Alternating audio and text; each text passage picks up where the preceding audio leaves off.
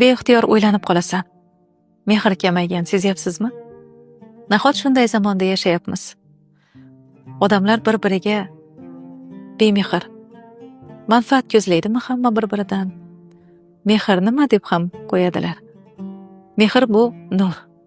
Bu yaratganni bizni qalbimizga joylagan eng go'zal hissi-ku. Inson mehr bilan tirik.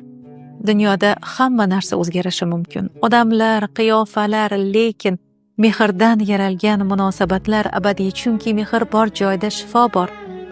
Mehrli qalb birovni so'kmaydi, hech kimni ayblamaydi.